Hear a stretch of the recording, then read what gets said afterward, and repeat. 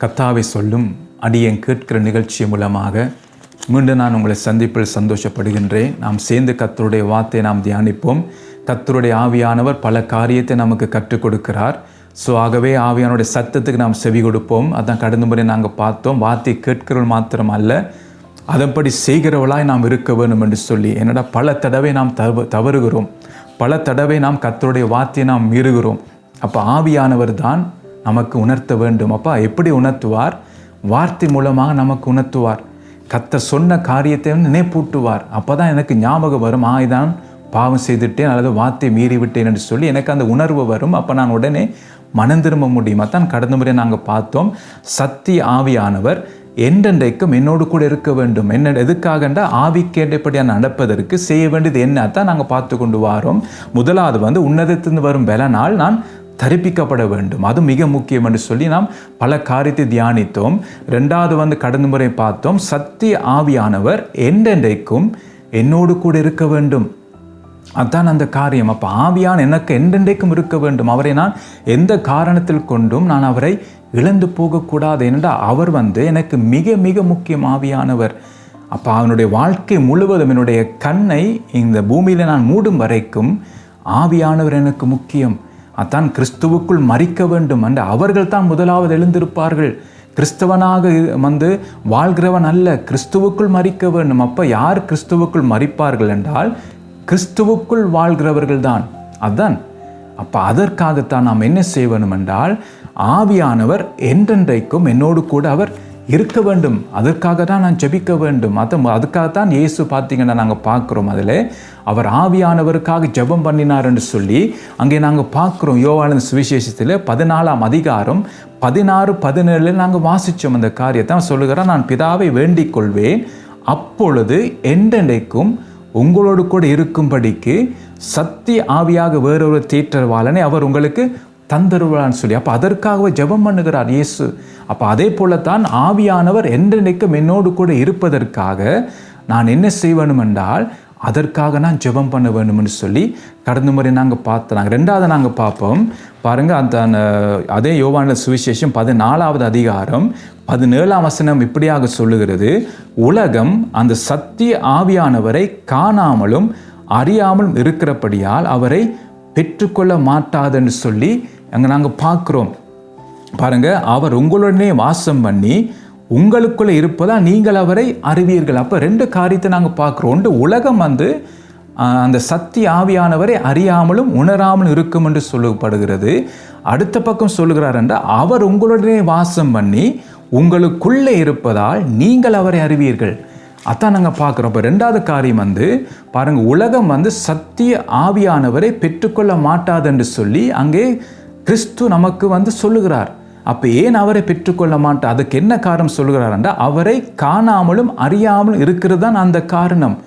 இந்த உலகம் சத்திய ஆவியானவரை காணாமலும் அறியாமல் இருக்கிறது. இந்த உலகம் அதை விரும்பவில்லை. உலகம் வேறு வேறு காரியங்களை விரும்புகிறது, பணத்தை விரும்புகிறது, உலக செல்வாக்கை விரும்புகிறது, உலக மேன்மையை அது விரும்புகிறது. இப்படி பல காரியத்தை பாருங்க உலகம் விரும்புகிறது. அதனால தான் சத்திய ஆவியானவரை அதை அறியாமலும் உணராமலும் இருக்குதுன்னு சொல்லி அங்கே நாங்கள் பார்க்குறோம். அப்போ ஆவியானவர் பாருங்க, அவர் என்ன ஆவியானவர் உங்களுக்குள் இருப்பதை உங்களால் உணர முடிகிறதா? அந்த கேள்வியை நான் கேட்க விரும்புகிறேன் என்று அவர் அங்கே தான் பார்க்குறோம். ஆண்டவர் சொல்லுகிறார், உலகம் அவரை அறியாமலும் காணாமல் இருக்குன்னு சொல்லி, ஆனால் அவர் உங்களுடனே வாசம் பண்ணி உங்களுக்குள்ளே இருப்பதால் நீங்கள் அவரை அறிவீர்கள். யார் நீங்கள்? ரட்சிக்கப்பட்டவர்கள், கிறிஸ்தவர்கள் என்று சொல்லுகிறவர்கள், அவர்கள் அறிய வேண்டும். அதான் வேதம் சொல்லுகிறது. அதான் உங்களை பார்த்து ஒரு கேள்வியை கேட்கிறேன், ஆவியானவர் உங்களுக்குள் இருப்பதை உங்களால் உணர முடிகிறதா? பாருங்க, அதான் முக்கியம். நம்மால் உணர முடிகிறதா பாருங்க. அப்போ இந்த நார்மலாக வீட்டிலே யாராவது வாசம் பண்ணினால், அது வீட்டில் யாராவது இருந்தால் அவர் அசைவாடுகிறது நம்மால் உணர முடியும், கேட்க முடியும். வீட்டில் இருக்கிறாங்கன்னு சொல்லி நமக்கு தெரியும். அதே போலத்தான் ஆவியானவர் என்னுடைய சரீரத்திலே, அதாவது தேவனுடைய ஆலயமாகி என்னுடைய சரீரத்திலே அவர் எனக்குள் வாசம் பண்ணுவதை என்னாலே உணர முடிகிறதா? அந்த உணர்வு உங்களுக்கு இருக்கிறது, ஆவியான் உங்களுக்குள் இருக்கிறதை நீங்கள் உணர்கிறீர்களா? அதான் நாங்கள் பார்க்குறோம். ரெண்டாவது பார்த்தீங்கன்னா, பெற்றுக்கொண்ட ஆவியானவரை நான் இழக்க முடியுமா? ஒரு கேள்வியை நான் கேட்க விரும்புகிறேன். 2 கேள்வி. ஒன்று கேள்வி ஆவியானவர் உங்களுக்கு இருப்பதை உங்களால் உணர முடிகிறதா? 2வது பெற்றுக்கொண்ட ஆவியானவரை இழக்க முடியுமா?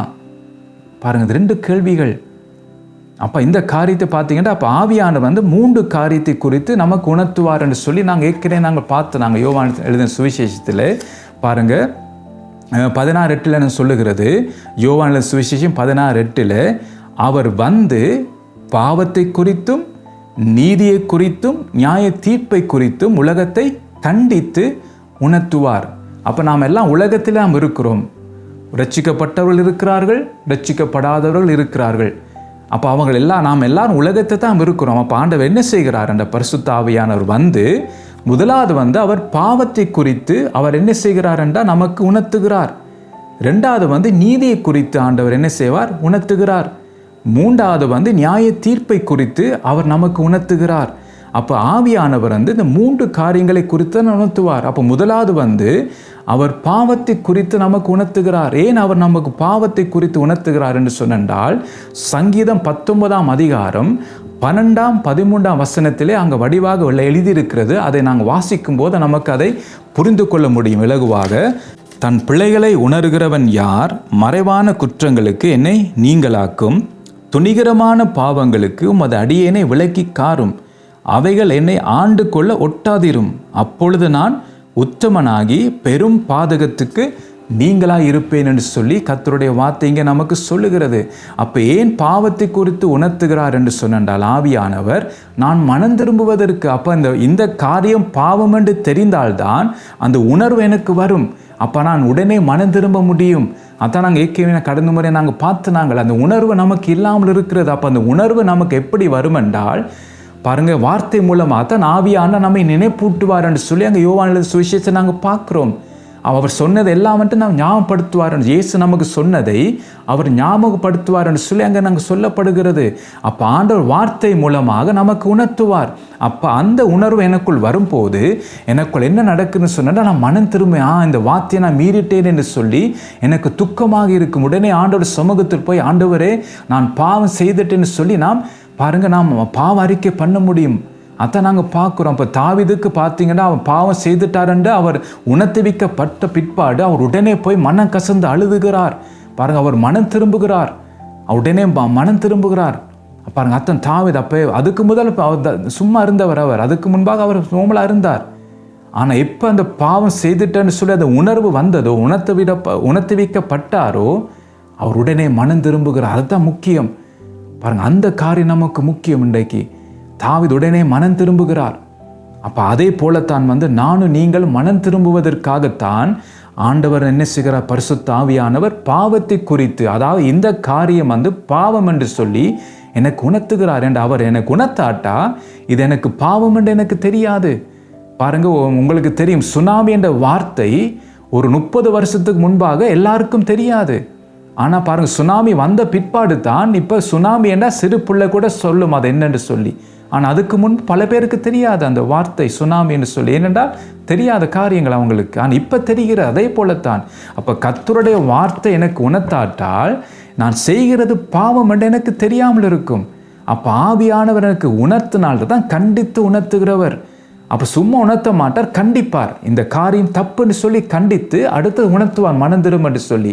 அப்போ நான் மனம் திரும்பும் போது என்னுடைய வாழ்க்கையிலே மாற்றம் உண்டாகும். மற்ற இங்கே நாங்கள் பார்க்குறோம் சங்கீதத்திலே பாருங்கள், அப்பொழுது நான் உத்தமனாகி பெரும் பாதகத்துக்கு நீங்களாக இருப்பேன். 13 வசனம் 19, 13 சங்கீதத்திலே அப்பொழுது நான் உத்தமனாகி.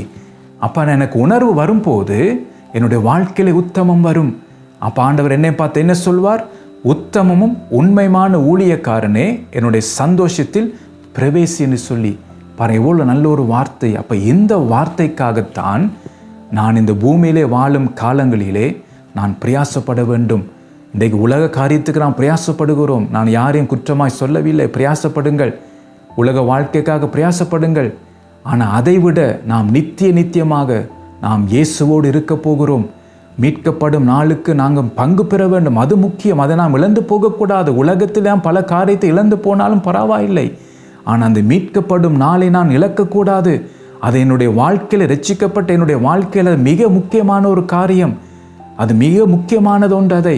அதை நான் இழந்து போகக்கூடாது. இன்றைக்கு உலக ரீதியாக எவ்வளோ காரியத்தை நான் இழக்கும் போது நம்ம எவ்வளோ வேதனைப்படுகிறோம் பாருங்கள்.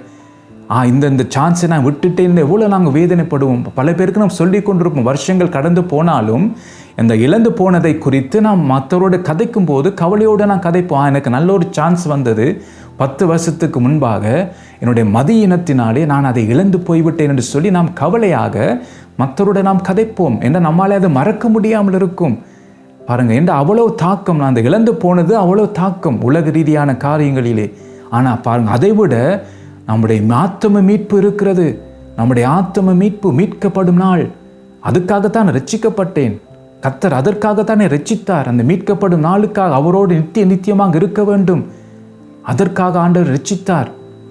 அப்போ அந்த நாளை நான் இழந்து போகக்கூடாது. இந்த அற்பமான இந்த உலக காரியங்களுக்காக மேன்மையான அந்த மீட்பின் நாளை நான் இழந்து போகக்கூடாது. அதற்காகத்தான் ஆவியானவர் வைராக்கியமாக இன்றைக்கு நம்மோடு பேசி கொண்டிருக்கிறார். கர்த்தருடைய ஆவியானவர் வைராக்கியமாய் நம்மோடு இடைப்பட்டு கொண்டிருக்கிறார். தயவு செய்து ஆண்டோடைய வார்த்தை அசட்டை பண்ணாதீங்க. இன்றைக்கு இரட்சணிய நாள். இன்றைக்கு நாம் மனம் திரும்புவோம். இன்றைக்கு பல தப்புகள் நாம் துணிகரமாக நாம் செய்கிறோம். மற்ற இங்கே சங்கீதத்தை நாங்கள் பார்க்குறோம். துணிகரமான பாவங்களுக்கு உமது அடியேனை விலக்கி காரும். நான் ஜெபிக்க வேண்டும் அந்த காரியங்களுக்காக. அதான் நான் கடந்த மாதிரி சொன்ன பல காரியங்களுக்காக, உலக காரியங்களுக்காக பாருங்கள், அப்படி அடிக்க நான் ஜெபம் பண்ணி கொண்டு வருவோம். நாம் ஒரு கடைகளுக்கு நான் சாமான் வாங்குவதென்றால் அந்த ஒரு பேப்பர் எழுதி போவோம், நாங்கள் என்னென்ன சாமான் நமக்கு தேவைன்னு சொல்லி.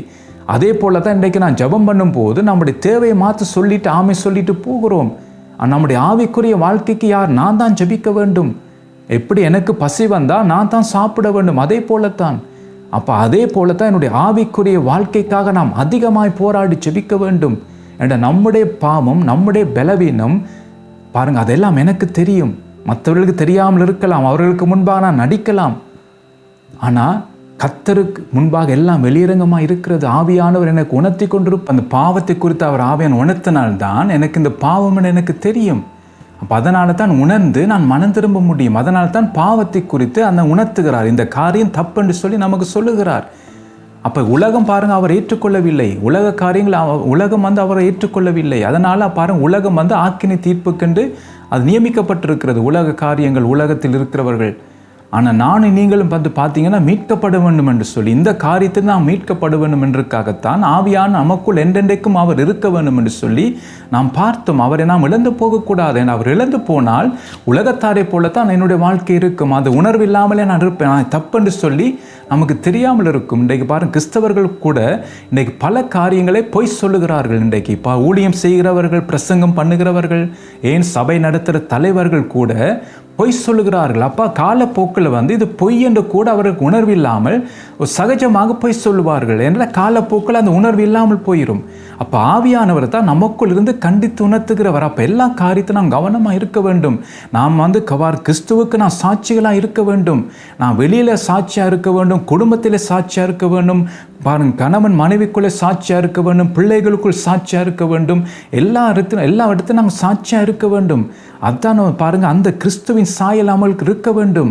அப்போ அதான் ஆவியானவர் என்ன செய்கிறார், பாவத்தை குறித்து நமக்கு உணர்த்துகிறார். காலப்போக்கில் பார்த்தீங்கன்னா அவர் உணர்த்த நாம் அதை கீழ்ப்படியாமல் போகும்போது காலப்போக்கில் அந்த உணர்வு இல்லாமலே போய்விட்டுரும். அப்போ பாவமோடு கூட எனக்கு தெரியாமலே அந்த பாவத்திலே, அதான் பாவ சேற்று, அந்த உளையான சேற்றுன்னு சொல்லி வேதம் சொல்லுகிறார். அதில் நான் அப்படி மூழ்கி அந்த பாவம் அப்படியே கீழே இழுத்து கொண்டு போய் விடுறோம். அப்போ எனக்கு தெரியாமலே பாருங்கள், நான் கர்த்தரை விட்டு தூரம் போய்விடும். அதான் பின்மார்க்கமாய் போவது.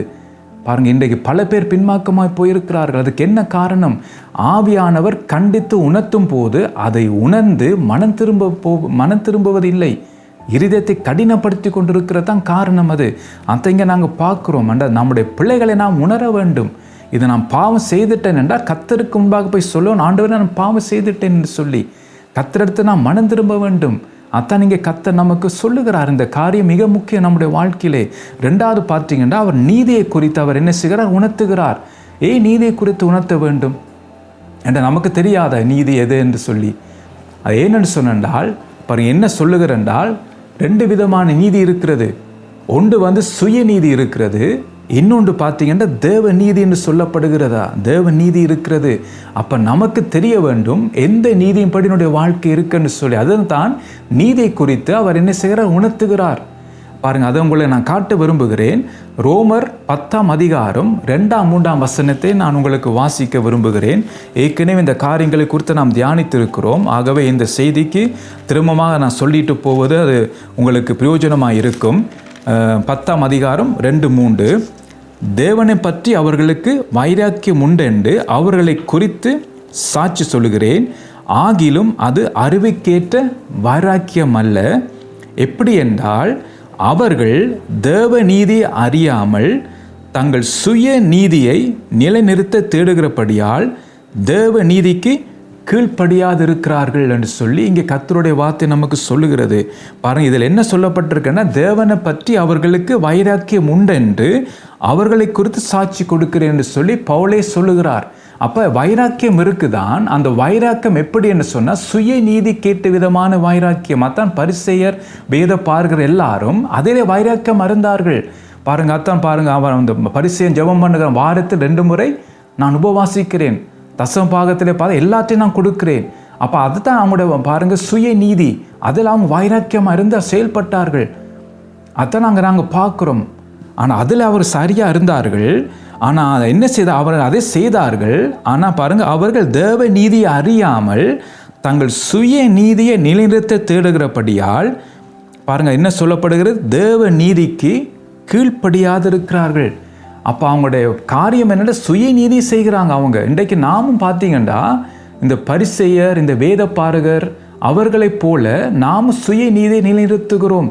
பாருங்கள், டைமுக்கு நாம் என்ன செய்யணும், ஆராதனைக்கு போகணும், ஊழியம் செய்ய வேண்டும், ஏழைகளுக்கு உதவி செய்ய வேண்டும், தசமாம் கொடுக்க வேண்டும், காணிக்கை கொடுக்க வேண்டும்.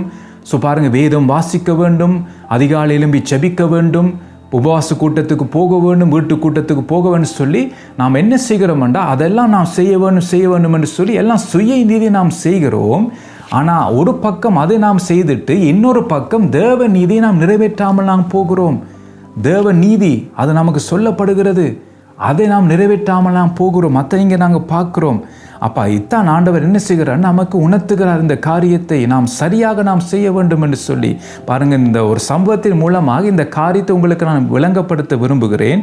அப்போ தான் உங்களுக்கு வடிவாக நீங்கள் விளங்கிக் கொள்ள முடியும். பாருங்கள், மத்தேயு எழுதின சுவிசேஷம் 5ஆம் அதிகாரம் 23-24 வசனத்தை நான் உங்களுக்கு வாசிக்கிறேன். ஆகியால் நீ பலிபீடத்தினத்தில் உன் காணிக்கையை செலுத்த வந்து உன் பேரில் உன் சகோதரனுக்கு குறை உண்டென்று அங்கே நினைவு கூறுவாயாகில் அங்கே தானே பலிபீடத்தின் முன் உன் காணிக்கையை வைத்துவிட்டு போய் முன்பு உன் சகோதரனை ஒப்புரவாகி பின்பு வந்து உன் காணிக்கை செலுத்து. பாருங்க, இது பலமுறை நாம் வாசிச்சிருப்போம். ஆனால் இதில் உண்மையாக நல்ல காரியங்கள் இருக்குது, சுயநீதி இருக்குது. இதில் நாங்கள் பார்க்குறோம், தேவநீதியும் இருக்கிறது. பாருங்கள், சுயநீதி என்னென்றால் நீ பலிபீடத்தில் உன் காணிக்கை செலுத்த வந்து. அப்போ சுயநீதி என்ன சொல்லுகிறது என்றால் நாம் காணிக்கை செலுத்த வேண்டும், பலிபீடத்தில் போய் நாம் காணிக்கை செலுத்த வேண்டும். இன்றைக்கு நாம் என்ன செய்யணும், ஜெபம் பண்ண வேண்டும், கர்த்தருக்கு நாம் ஸ்தோத்திரம் செலுத்த வேண்டும், அவரை நாம் துதிக்க வேண்டும். ஸோ இதெல்லாம் ஒரு காணிக்கையை நாம் செய்கிறோம், இதெல்லாம் நாம் செய்கிறோம், நல்லது தான். ஆனால் இன்னொரு காரியம் இங்கே வேதம் நமக்கு தேவநீதியை பற்றி சொல்லுகிறது. அது என்னென்றால் பாருங்கள், வைத்து விட்டு போய், அதை அங்கே தானே பலிபீடத்தின் முன் உன் காணிக்கை வைத்து விட்டு போய். அப்போ காணிக்கை உடனே செலுத்துன்னு சொல்லவில்லை. பாருங்கள், என்ன சொல்கிறேன்டா, உன் பேரில் உன் சகோதரனுக்கு குறை உண்டென்று அங்கே நினைவு கூறுவாயில். அப்போ யாரை நினைப்பூட்டுகிறது என்றால் அத்த வேதத்தில் பார்க்குறோம், ஆவியான் கண்டித்து உணர்த்துகிறவர், வசனத்தை நினைப்பூட்டுகிறத நாங்கள் பார்க்குறோம். ஆவியான செய்கிற காரியம் யோவான் சுவிசேஷம் நாங்கள் வாசித்தோம், அவர் நினைப்பூட்டுவார் என்று சொல்லி. அப்போ வார்த்தை எனக்கு வருகிறது, அந்த வார்த்தை என் இதயத்தில் இருக்கிறபடியால் உடனே நினைவு வருகிறது, ஆஹா என் சகோதரன் பேரில் ஒரு குறை உண்டு இருக்குது என்ற அந்த சகோதரனை நான் திட்டிட்டேன், அந்த சகோதரனை நான் சபித்து விட்டேன், அந்த சகோதரனை நான் கோபித்து கொண்டிருக்கிறேன், அந்த சகோதரனை பார்க்கும்போது எனக்கு ஒரு கசப்பு இருக்கிறது, அந்த சகோதரனை பார்க்கும்போது எனக்கு மூர்க்கம் வருகிறது, அந்த சகோதரனை பார்க்கும்போது எனக்கு ஒரு எரிச்சல் பொறாமை வருகிறது. அப்புறம் ஆவியானவர் உடனே எனக்கு உணர்த்துகிறார். அப்போ உணர்த்தும் போது எனக்கு அந்த நினைவு வருகிறது, இப்படி நான் செய்துட்டேன் என்று சொல்லி. அப்போ என்ன சொல்கிறா, காணிக்கை செலுத்திட்டு நீ போன்னு சொல்லவில்லை, முதல் அதை வெய்யன்னு அதான் சொல்லுகிறார். அங்கே தான் 24 வசனம், பலிபீடத்தின் முன் உன் காணிக்கை வைத்து விட்டு போய். அப்போ அதை வைத்து விட்டு போய் செய்ய வேண்டிய காரியம் ஆவியான உனக்கு உணர்த்துகிறார். நீங்கள் செய்த காரியத்தை ஆவியான உணர்த்துகிறார். ஆகவே பலிபடத்திலே காணிக்கையை ஜெபம் பண்ண போகிறீங்களா? முதல் ஜெபம் பண்ணுவதை விட்டுட்டு முதல் இங்கே சரி செய்யுங்க. இன்றைக்கு நாம் கிறிஸ்தவர்களாக நாம் பழக்கப்பட்டுட்டோம். அதான் நான் சொல்கிறேன், கிறிஸ்தவ வாழ்க்கை ஒரு பழக்கப்பட்ட வாழ்க்கையாய் போய்விட்டது. இன்றைக்கு எல்லாம் ஒரு பழக்க வழக்கத்தை நாம் செய்து கொண்டிருக்கிறோம். உணர்வு இல்லாமலே எல்லாத்தையும் நாம் செய்து கொண்டிருக்கிறோம். அப்போ நான் ஜெபம் பண்ணுகிறோம்.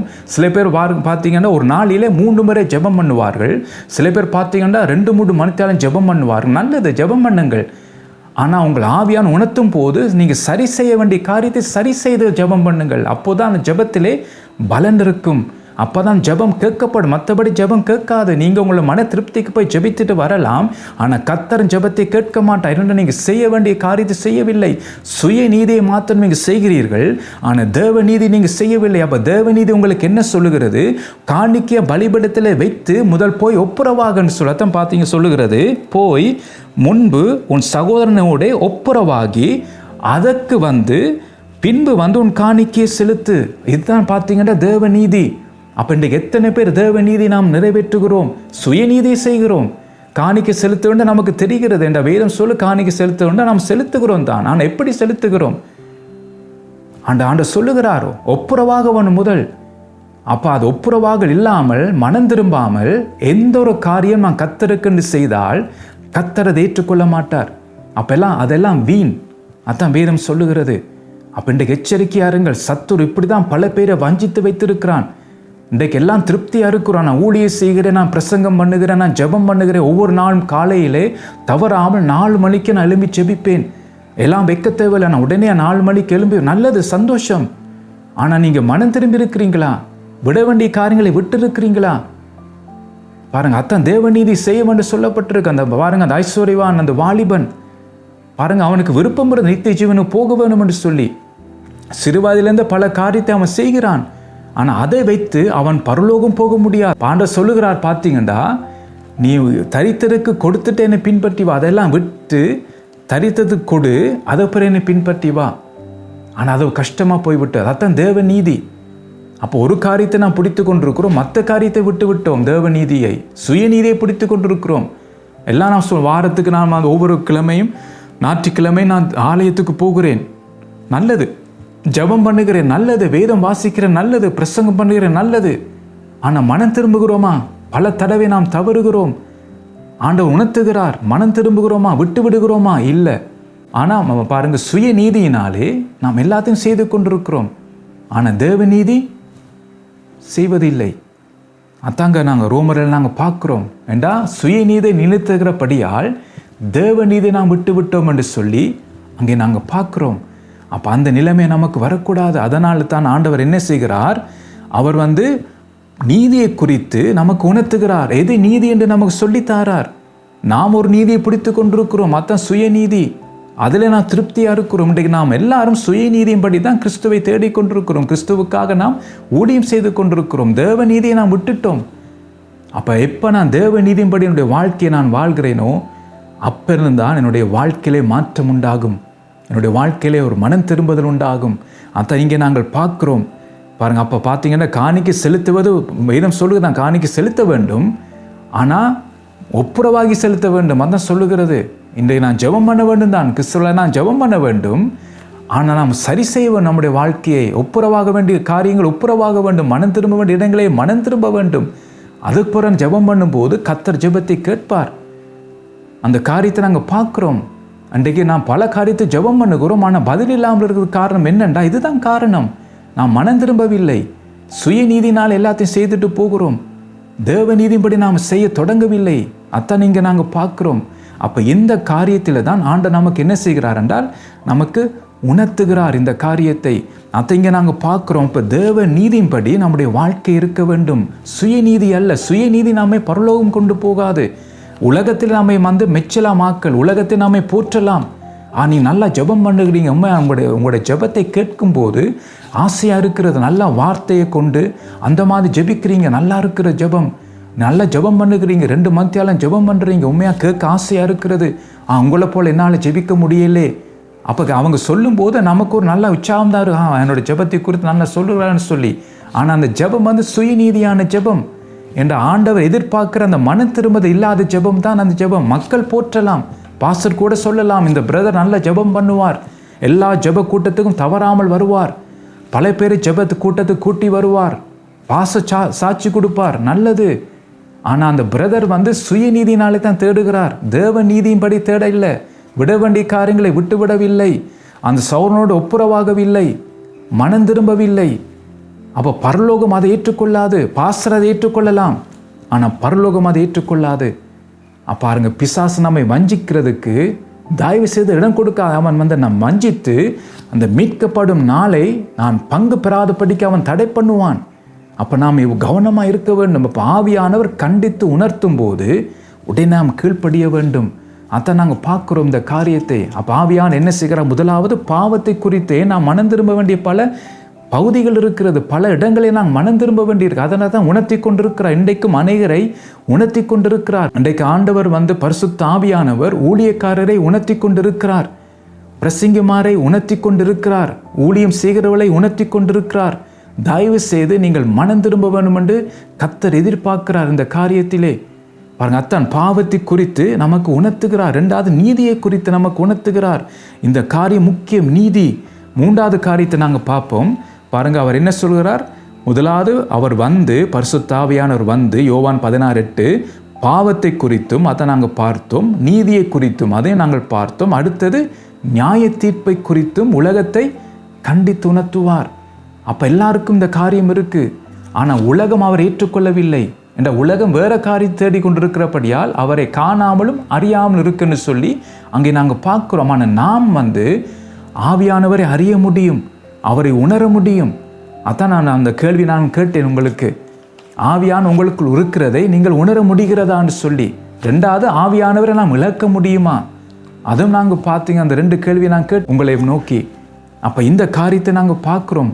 அப்போ நாம் கவனமாக இருக்க வேண்டும். மூன்றாவது, நியாய தீர்ப்பை குறித்து பாருங்க, எபிரேயர் 9ஆம் அதிகாரம் 27ஆம் வசனத்தை உங்களுக்கு நான் வாசிக்கிறேன். அன்றியும் ஒரே தரம் மரிப்பதும் பின்பு நியாய தீர்ப்படைவதும் மனுஷருக்கு நியமிக்கப்பட்டிருக்கிறபடியேன்னு சொல்லி அங்கே கர்த்தருடைய வார்த்தை நமக்கு சொல்லுகிறது. பாருங்க, அப்போ 2 விதமான தீர்ப்பை இங்கே நாங்கள் பார்க்கக்கூடிய விதமாக இருக்கிறது. முதலாவது ஆக்கினை தீர்ப்பு, ரெண்டாவது நியாய தீர்ப்பு. பாருங்க, அத்தன் ஆக்கினை தீர்ப்பு ரட்சிக்கப்பட்டவர்களுக்கு ஆக்கினை தீர்ப்பு இருக்காதுன்னு சொல்லி நாங்கள் பார்த்தோம். ரட்சிக்கப்பட்டவர்களுக்கு ஆக்கினை தீர்ப்பு இல்லை என்று சொல்லி. ஆனால் ஒரு காரியத்தை கவனிக்க வேண்டும். யார் ரட்சிக்கப்பட்டவர்னு சொல்லி கடந்த முறை உங்களை காரியத்தை நான் விளங்கப்படுத்தினேன். திரும்பமாக சொல்லிட்டு போனால் உங்களுக்கு அந்த செய்திக்கு உங்களுக்கு விளக்கமாக இருக்கும். பாருங்கள், ரோமர் 8ஆம் அதிகாரம் 1ஆம் வசனத்தை நான் வாசிக்கிறேன். ஆனபடியால் கிறிஸ்து இயேசுவுக்கு உட்பட்டவர்களாய் இருந்து மாம்சத்தின்படி நடவாமல் ஆவின்படியே நடக்கிறவர்களுக்கு ஆக்கினை தீர்ப்பு இல்லை என்று சொல்லி கர்த்தர் இங்கே நமக்கு நன்றாக ஆவியானவர் எழுதி வைத்திருக்கிறார். அப்போ இன்றைக்கு நான் ரட்சிக்கப்பட்டிருக்கிறோம், ஆகவே எனக்கு பாருங்க ஆக்கினை தீர்ப்பு இல்லை என்று சொல்லுகிறோம். நல்லது தான், உண்மைதான். ரட்சிக்கப்பட்டவர்களுக்கு ஆக்கினை தீர்ப்பு இல்லை தான். ஆனால் யார் ரட்சிக்கப்பட்டவர்கள்? அந்த ரட்சிக்கப்பட்டவர்கள் எப்படி வாழ வேண்டும்? இங்கே வேதம் சொல்லுகிறது பாருங்க. முதலாவது, அவர்கள் இயேசுவுக்கு உட்பட்டவர்களாக இருக்க வேண்டும். அதான் கிறிஸ்துவுக்குள் வாழும் வாழ்க்கை. அவர் இயேசுவுக்கு உட்பட்டவர்களாக இருக்க வேண்டும். ரெண்டாவது அவர்கள் மாம்சத்தின்படி நடவாமல் இருக்க வேண்டும். மூன்றாவது, ஆவின்படி அவள் நடக்கிறவளாக இருக்க வேண்டும். அதான் இங்கே நாங்கள் பார்க்குறோம். மாம்சப்படி நாங்கள் நடந்தால் நமக்கு மாம சிந்தை இருக்கும். அப்போ ஆவியா நம்மை நடத்தினால் ஆவின் சிந்தை எனக்கு இருக்கும். அப்போ இங்கே நாங்கள் பார்க்குறோம் இந்த 3 காரியம் ஒரு மனுஷனுக்குள் இருந்தால் அவனுக்குள் பார்த்தீங்கன்னா அந்த ஆக்கினை தீர்ப்பு அவனுக்கு வராது. ஏன்னா அவன் ரட்சிக்கப்பட்டவனுக்கு அடையாளம் அதுதான். 3 காரியங்கள் இருக்க வேண்டும். அப்போ நம்முடைய வாழ்க்கையில் கிறிஸ்துவுக்குள் ஒரு வாழும் வாழ்க்கை முக்கியம். அந்த கிறிஸ்துவுக்குள் வாழும் வாழ்க்கை முக்கியம் அந்த காரியம். ரெண்டாவது மாம்சத்தின்படி நடவாமல் இருக்க வேண்டும். அப்போ யார் கிறிஸ்துவுக்குள் வாழ்கிறார்களோ அவர்கள் மாம்சத்தின்படி நடக்க மாட்டார்கள். அதுக்கு பதிலாக அவர்கள் ஆவின்படி நடப்பார்கள். அப்போ இந்த 3 காரியம் இருக்கிறவர்கள் தான் ரட்சிக்கப்பட்டவர்கள், கிறிஸ்தவர்கள், கிறிஸ்துவின் பிள்ளை, அதாவது தேவ பிள்ளை என்று சொல்லி நாம் சொல்ல முடியும். இன்றைக்கு நாம் இந்த 3 காரியம் பார்த்தீங்கன்னா நமக்கு இருக்காது. அதாவது இயேசுவுக்குள் நாம் வாழ மாட்டோம், கிறிஸ்துவுக்குள் வாழ மாட்டோம். கிறிஸ்தவனாக இருந்து கொண்டு பல காரியத்தை நாம் செய்கிறோம். ஞாயிற்றுக்கிழமை வந்தால் கிறிஸ்துவோடு, மற்ற நம்ம உலக காரியம் பார்க்கும்போது கிழமை நாட்களில் உலக காரியங்கள், அப்படி நம்முடைய வாழ்க்கை இருக்கிறது. ஆனால் பாருங்கள், அப்படி இருக்கிறபடியால் இந்த ஆக்கினை தீர்ப்பிலே நாம் தப்ப முடியாது. உலகத்தை நோக்கி வருகிற இந்த காலங்களிலே ஆக்கினை தீர்ப்பிலே நாம் சிக்கிக்கொள்வோம். அதை இங்கே நாங்கள் பார்க்குறோம். அப்போ கர்த்தர் நம்மை பாதுகாக்க வேண்டும் என்றால் நாம் எல்லாரும் நம்மை பரிசோதித்து பார்க்க வேண்டும். பாருங்கள், இயேசுவுக்கு உட்பட்டவர்களாக நாம் இருக்க வேண்டும். மாம்சம்படி நடவாமல் இருக்க வேண்டும், ஆவின்படி நடக்கிறவளாக நாம் இருக்க வேண்டும். அத்தான் இந்த காரியத்தை நாங்கள் பார்க்குறோம். அப்போ இங்கே சொல்லப்பட்ட இந்த 3 காரியங்கள் படி என்னுடைய வாழ்க்கை இருக்க வேண்டும். அத்தான் முக்கியம். அதுதான் இந்த வார்த்தை சொல்லுகிறது. அப்போ அப்படிப்பட்டவர்களுக்கு தான் ஆக்கினை தீர்ப்பு இல்லை என்று சொல்லி இங்கே கர்த்தருடைய வார்த்தை நமக்கு சொல்லுகிறது. ஆகவே நாம் எச்சரிக்கையாக இருப்போம். ரட்சிக்கப்பட்டிருன்னு சொல்லி நாம் இஷ்டப்படி வாழ முடியாது. ஆவியான் நடத்துறபடி நாம் வாழ வேண்டும். அத்தான் முக்கியம். ஆவியான நடத்தாட்டால் மாம்சம் என்னை நடத்தும். அப்போ மாம்சம் பார்த்தீங்கன்னா அந்த உலகத்துக்குரிய சுவாபம். அந்த மாம்சம் உலகத்துக்குரியது, பூமிக்குரியது. அப்போ உலக காரியம் என்னை மேற்கொள்ள தொடங்கி விட்டுரும். சத்துரனை நடத்துவான். அதான் 2 தீமோத்தேயு 2ஆம் அதிகாரம் 26ஆம் வசனத்தை நாங்கள் பார்க்கிறோம். அவனுடைய இச்சைப்படி செய்ய அவனால் பிடிப்பட்டுன்னு சொல்லப்படுகிறது. அப்போ நாம் அதிலிருந்து மீட்கப்பட வேண்டும். இல்லாட்டால் அவனுடைய இச்சைப்படி அவன் என்னை நடத்துவான். அப்போ அந்த மயக்க நிலைமை நான் இருப்பேன். அதான் இன்றைக்கு நடக்கிறது. அப்போ இன்றைக்கு மாம்சத்தை நடக்கப்படாதபடிக்குத்தான் நாம் என்ன செய்ய வேண்டும் என்றால் கிறிஸ்துவுக்குள்ளுடைய வாழ்க்கை இருக்க வேண்டும். அப்பதான் நான் ஆவியினாலே நடத்தப்படுவேன், மாம்சத்தின்படி நான் நடக்க மாட்டேன். அதான் இந்த 3 காரியம். அப்படிப்பட்டவர்களுக்கு தான் ஆக்கினை தீர்ப்பு இல்லை என்று சொல்லி கர்த்தர் நமக்கு வடிவாக சொல்லி தருகிறார்.